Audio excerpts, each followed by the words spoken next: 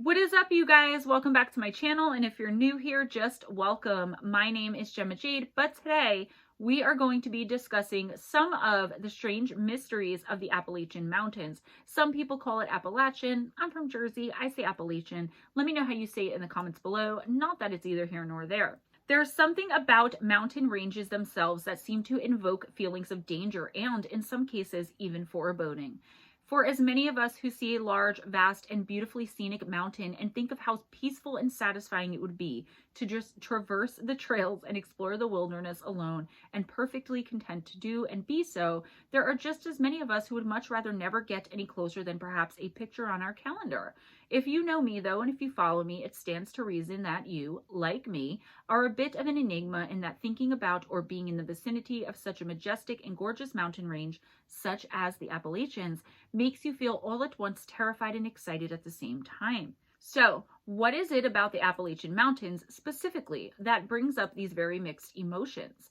Located in North America, the Appalachian Mountains has a very long and rich history, which seems to be absolutely enmeshed in inexplicable and bizarre events and mysteries. What strange and unknown things lurk along those trails? Who or what makes their home there? And we can't even conceive to think with our human minds.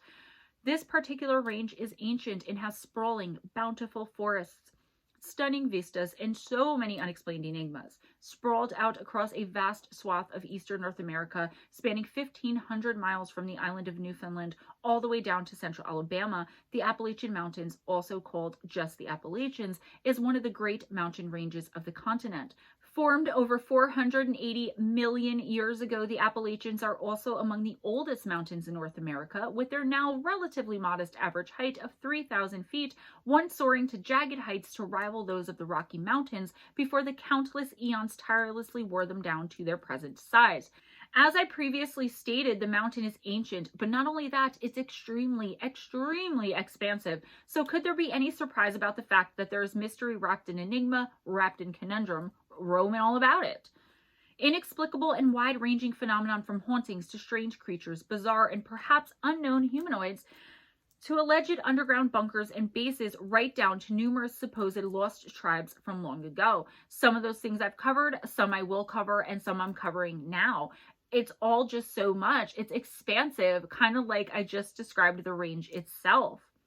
All of this energy and phenomenon in one place, and we are bound to have some mysteries on our hands that we as human beings couldn't even fathom on our own, were we not to hear of them in the retellings around the campfires, or warned about them from the locals, or, even more scary a thought, witness and encounter them with our own eyes. There is a mystery that is pretty well known involving this region specifically, and it's the Appalachian black panther. This animal has been reportedly seen as far back as the earliest settlers to the region and continues to be sighted today all over in both the Appalachians and the Ozarks. There are even historical records, so documented sources of facts of the skeletal remains of these panthers that have turned up from time to time throughout history. A settler named Emily Stacy allegedly even killed one herself back in the early 1800s. The account goes that the animal was trying to break down her door to get into her home and tear apart her and her family, and so she shot it with a musket through her own front door. In 1843, Sir William Jardine published a compendium of big cats of all things, and in it he describes two specimens which he refers to as quote-unquote black cougars. They were allegedly killed in the United States and displayed in London sometime back in the 1700s. If you would like to read this work, it is titled The Naturalist's Library, Mammalia, Volume 1, Cats. Jardine even took it upon himself to give these supposedly rare specimens a name, quote, Felis nigra, end quote, or black puma, even though nobody, including him, was ever certain exactly what species these animal remains were from, and of course, any evidence is long since gone. So he guesstimated. Great. Perhaps the strangest thing of all about this black panther phenomenon happening in the Ozarks and Appalachians is that, while it's possible, cougars aren't known to have any phase of their existence in which there are any shade of black, like at all. There's never been any such specimen found, alive or dead, on which to base what he was saying, that it was a black cougar. And he even went so far, as I said, as to name the thing, and it was all his own presumption and nothing else. No facts, no evidence, no documented sources. There are only two types of large cat who are known to have a black color phase, and which could be, or more accurately are, called black panthers, and that's the jaguar and the leopard. Regardless of what shade they actually show up in, it's a well-documented and known fact that cougars do exist in the Appalachians. Or at least they used to. They're reportedly extinct now and have been for well over a century. They were found all over the eastern United States before going extinct in the areas mentioned where they were once so prominent and dominating. Cougars, also called pumas or mountain lions, were at one time found all across the United States and were, in fact, at one time, the most widely distributed large animal in the Western Hemisphere.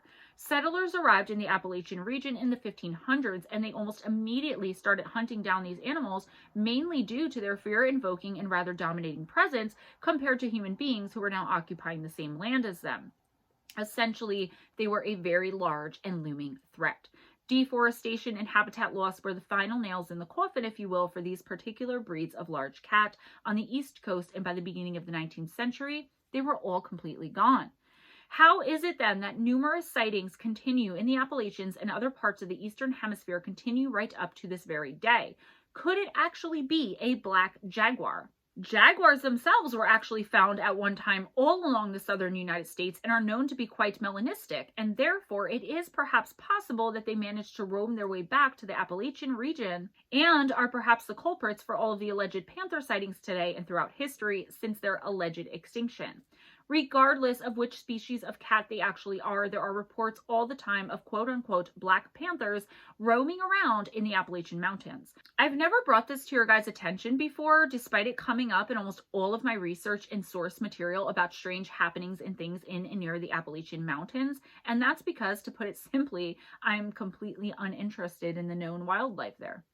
Would it be weird if it were actually black panthers? Sure. Is it something I thought was so incredibly unexplainable and bizarre I thought it necessary to dedicate time and energy to bringing it to you all? Absolutely not, and a resounding no. However, I just had it come up again and figured I would just get it out of the way. So there it is, the elusive black panther and the mystery of it allegedly roaming the Appalachians, even though each and every source gives that highly plausible and reasonable explanation that it is simply another type of large cat, which is, to the untrained eyes of most regular people who camp and hike in this area, looks like another big cat that's the exact same color. Big deal, and finally moving on. So these panthers, if they really are there, wouldn't be the apex predator in this particular area anyways. There are so many other creatures and beasts, both allegedly mythical and otherwise, that stalk that area and prey on humans as well. Many of these alleged creatures are much, much larger in size. Take, for example, Bigfoot. Yeah, I said it. In this particular part of the country that we're discussing today, Bigfoot is actually called a Yahoo. And from what I understand, these Yahoos are reportedly light brown in color and a bit smaller than their regular Sasquatch cousins. Between 6 and 8 feet tall and infamously aggressive, they seem to be nothing like their relative over there in the Pacific Northwest. The Yahoo is also highly territorial, which could be a problem for families who are out for a nice camping or hunting trip. It's even been speculated, and I definitely tend to agree, that the Yahoo is actually a subspecies of the Bigfoot. Side note, cheesy 90s kind of subpar B-rated, amazingly awesome, one of my favorite horror movies in the whole world, also called Subspecies. Just thought of that, sorry. There's another large, extremely hairy, and definitely humanoid creature said to be prowling around the Appalachians, and this one is known as the Dueo. They are 7 to 9 feet tall, and instead of the usual ape-like appearance of the Bigfoot and the Yahoo, they are said to be wolf-like in appearance and bipedal. They even have a somewhat bushy tail. This sounds like a shapeshifter to me, or perhaps even a skinwalker, or perhaps at the very least, this could be what people are seeing at least some of the time when skinwalker comes up in a report. Hunters, campers, and even park rangers are said to have witnessed the Dueo lurking around in the woods of the Appalachian Mountains. Many others have reported witnessing this creature as well, and there are those who, while they've never actually seen it, have heard its eerie and creepy, unmistakable howl piercing the quiet nights out there in the woods. Dogs are said to be terrified of this one, and it's known to attack our canine friends without a second thought. Could this be the explanation for the dozens of reportedly mutilated and missing dogs in that region as well? The Dueo are not shy in the least and are even known to have attacked cars and even people at one time or another. A specific report comes from a man whose name is only John, but who said he came across a 9-foot-tall, quote-unquote, wolf man with bristly fur and a prominent tail when he went out to investigate the barking and growling of his own dogs one night on a farm in the area. As he went out there with his flashlight investigating what in the world could be making his dogs bark so fervently and viciously, he said it immediately raised its hackles and lunged at him, attacking without a moment's notice. It was snarling and drooling and emitting a very low and very threatening growl. The man barely escaped this ferocious beast and its deathly sharp claws with his life as he ran away as fast as he could and back into his farmhouse. I guess he left his dogs to fend for themselves? The creature, allegedly agitated, paced back and forth in front of the dogs and between the farmhouse and the fence behind which they were for a few minutes until finally disappearing into the surrounding wilderness. So it didn't even attack the dogs at that point. There's another allegedly wolf-like beast roaming the Appalachians too. It's said to look like a gigantic black dog with long, jagged fangs and an enormous red mouth. This thing is reported most of the time near South Mountain, Maryland, and is called the Snarly Yow, the black dog, and even the dog fiend, respectively. There's an old national road that cuts across a canyon somewhere in those woods, and this is where almost all of the accounts of this particular creature seem to come from. In my opinion, and I assure you I'm not alone here, this particular beast seems a bit more spectral, phantom, or even ghost-like, rather than an actual flesh and blood animal like its aforementioned counterparts. It can reportedly change colors instantly from black to white and is said to be able to grow and shrink in size as it pleases. There have also been claims made by hunters in the area that when they shot the thing, the bullets passed right through it as though it weren't really there, and it can allegedly also walk through walls and even trees on a whim. This particular thing, the Snarly Yow, has quite a long history of causing trouble and making mischief around this particular area as far back as colonial times and possibly further, except for lack of the ability to document the reports. Back in the days of the early colonization of the land, it's said that the creature would appear out of thin air directly in front of the horses that were dutifully drawing the carriages of the day, just long enough to scare the crap out of the animal and possibly cause the carriage or wagon to overturn. It continues its reign of terror, it seems, in our own modern times as well, as it's been reported that the Snarly Yow will lunge out in front of cars, of course causing the driver of the vehicle to swerve so as not to hit it and possibly crash into nearby trees, ravines, or ditches. If the driver is uninjured and able to exit the vehicle, it's said that the beast will simply snarl and bare its fangs before disappearing into thin air just as quickly as it had originally appeared. This one likes to have a little fun too, as it's known for simply chasing behind cars and seeing if the driver can outrun it, so to speak. It scares hikers in the area, appearing out of thin air to simply stand in their way, refusing to even move as the hunter gets the scare of a lifetime. When the witness goes to walk around the thing, I'm sure all the while hoping it's just a figment perhaps of the imagination or exhausted mind, it will lunge at it before disappearing again, right back into the thin air it seemed to have come from in the first place. While at first glance the Snarly Yow may seem extremely evil and malevolent, it hasn't ever been reported to actually attack anyone, unlike its allegedly more benevolent seeming brethren we previously discussed here. On this channel, while discussing this particular region, we have often discussed hairy hominids, hellhounds, shapeshifters, skinwalkers, werewolves, and even black and white-eyed kids. There's yet still more of the unknown we haven't even touched the surface of yet, let alone scratched it. There are creatures reported in and near the Appalachians which are so bizarre they border on the preposterous, as do some of the names they are given, as I'm sure you previously noticed even just in this video alone.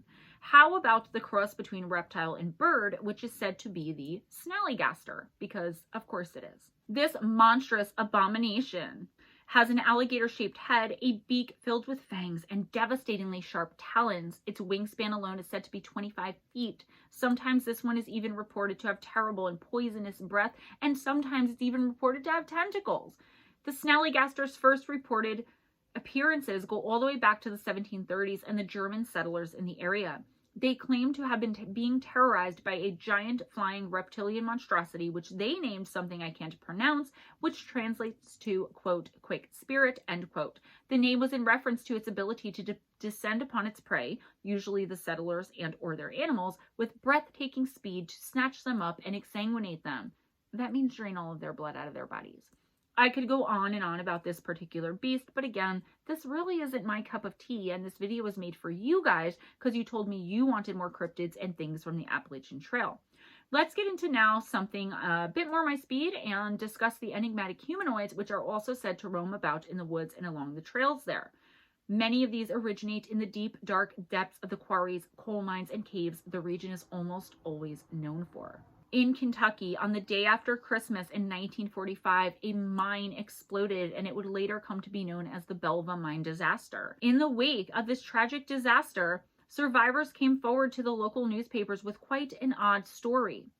So, it was said in the aftermath of the explosion, some of the miners that were still trapped had seen a mysterious door suddenly open right there in a sheer rock wall, and out stepped a mysterious quote-unquote lumberjack figure who seemed to be coming from a well-lit room behind him and just beyond the seemingly solid wall. This strange fellow allegedly reassured the trapped miners that they were going to be all right, and then just as quickly as he had come, had turned and gone back into the wall room as the rocks closed back up around it. After the wall closed back up, there seemed to be no evidence it had been there in the first place and had opened. Now, I need to make another side note here and say that with what I know about the Fae, and with the fact that, in my opinion anyways, the elusive flannel man is a fairy, and a very benevolent one, and even kindly one at that. So, in my opinion, this could very well have either been the flannel man or something like him. Definitely a Fae creature, though, again, in my pretty educated opinion on the subject.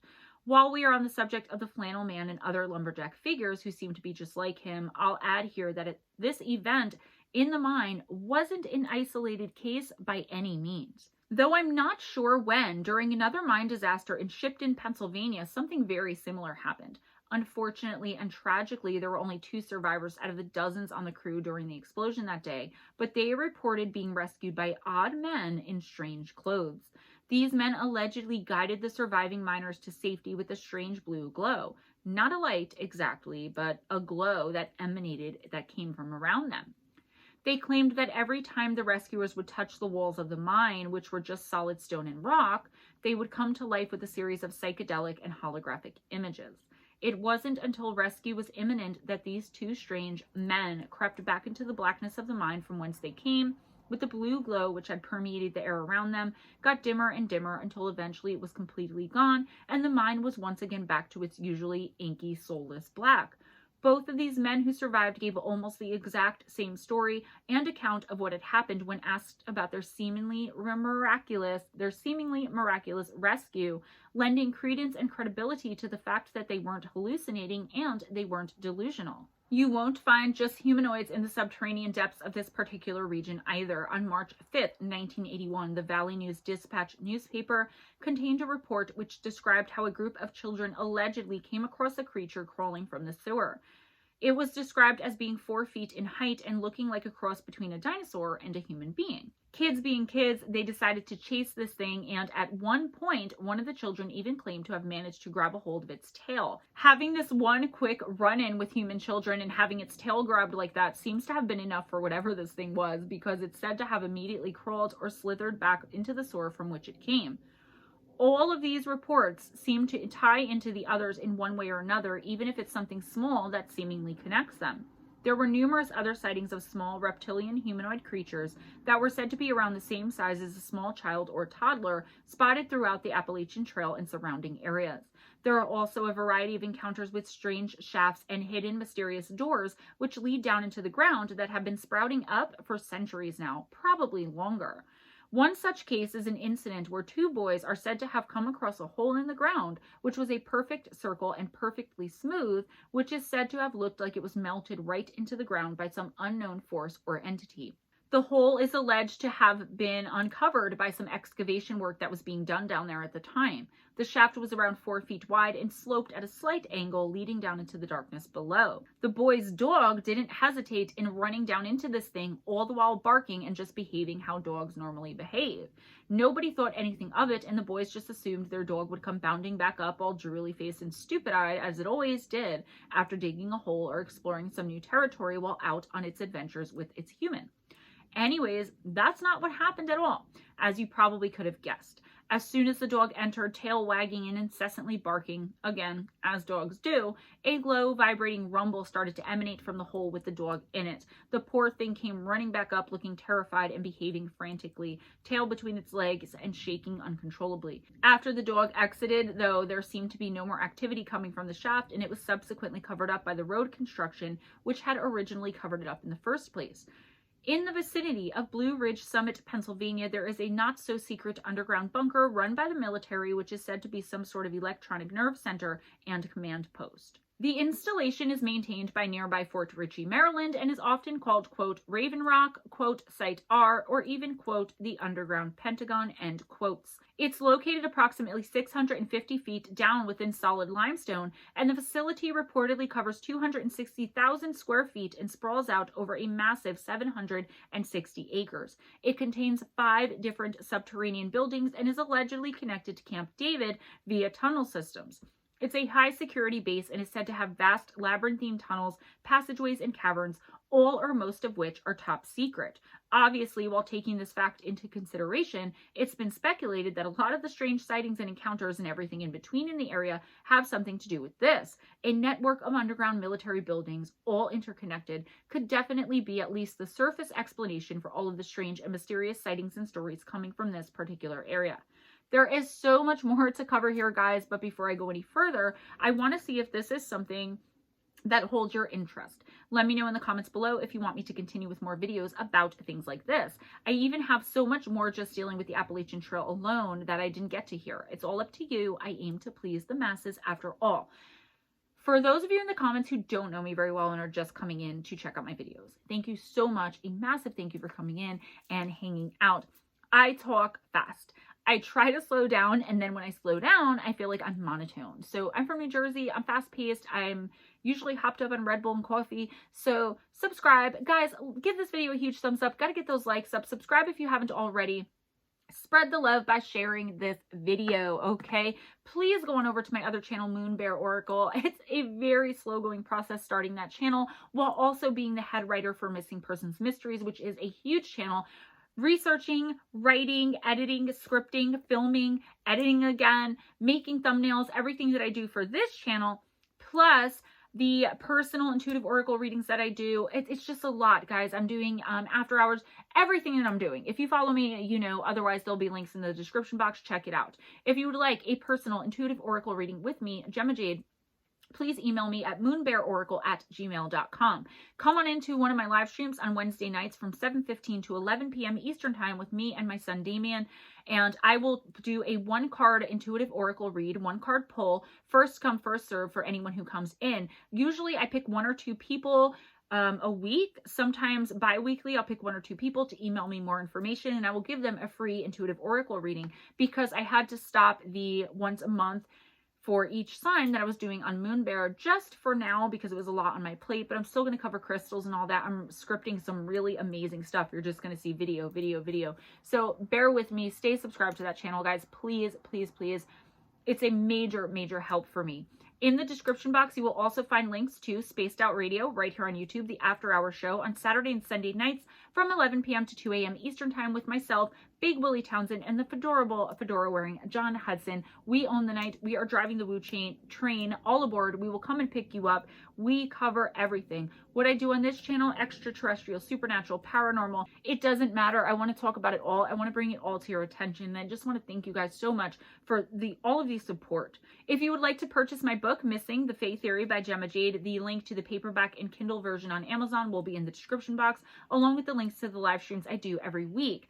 Also, if you would like to support the channel, and thank you guys so much for your support. You have no idea how much it means to me right now, both here and on MoonBearOracle and in the live streams. You will find links in the description box to my PayPal, Patreon, Cash App, and Amazon wishlist gift link. Guys, be kind to each other. It doesn't cost anything. Be kind to yourselves, and always make sure that others are being kind to you. Never accept anything less for yourself. Always go in grace. Smile at a stranger. I obviously need to slow it down and get some rest. I will see you guys next time. Bye.